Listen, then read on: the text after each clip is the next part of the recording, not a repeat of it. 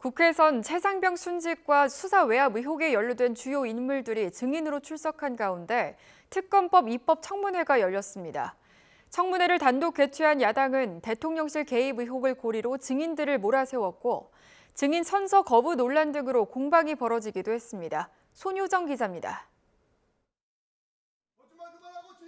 최상병 특검법을 심사하는 국회 법제사법위원회가 여당이 불참한 가운데 입법 청문회를 열었습니다. 수사 외압 의혹의 주요 인물 대부분이 증인으로 출석했는데 시작부터 야당 위원들의 질타가 쏟아졌습니다. 핵심 증인인 이종섭 전 국방부 장관과 신범철 전 차관, 임성근 전 해병대 1사단장이 관련 수사를 받고 있다는 점을 들며 증인 선서를 거부한 겁니다. 법률이 보장하고 있는 것이기 때문에 거부하겠습니다. 뭘 질문할 줄 알고 지금 선서 자체를 안 하겠다는 겁니까? 당신들이 공직자 맞아요? 국민들에게 사실을 구해야 될 공직자 맞냐고요?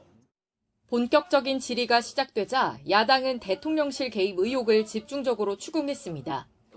특히 지난해 8월 최상병 사건 기록이 경찰로 이첩된 당일 이종섭 전 장관과 윤석열 대통령 등 군과 대통령실의 통화 기록이 주요 쟁점이 됐습니다.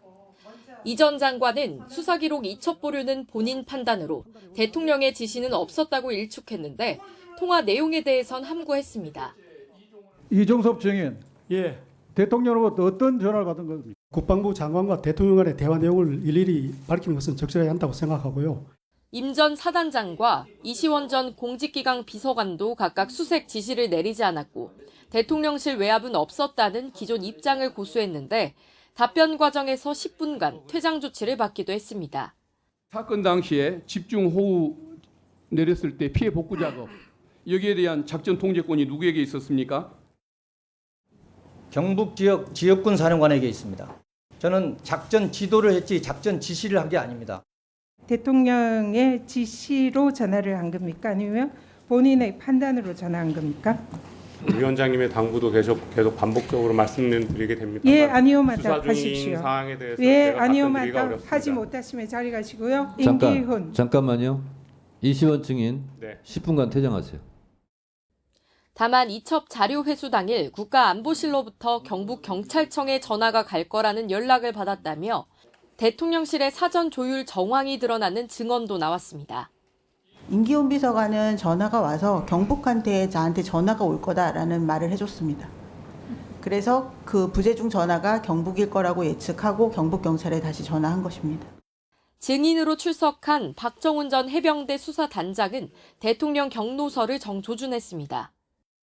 한 사람의 경로로 인해서 이 모든 것이 꼬이고 모든 것이 엉망진창이 되고 지금 현재 수많은 사람이 범죄자가 되었습니다.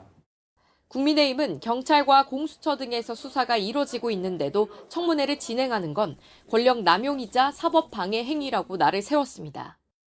폭거를 자행하면서 상임위를 운영하고 있는 부분에 관해서는 그 어떠한 결정이나 행태도 용인하지 못한다.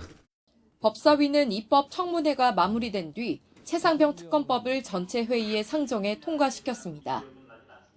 민주당이 이번 청문회로 특검 추진의 필요성이 더 커졌다며 강공을 예고하면서 최상병 특검법을 둘러싼 정치권의 공방은 더욱 거세질 전망입니다. YTN 손효정입니다.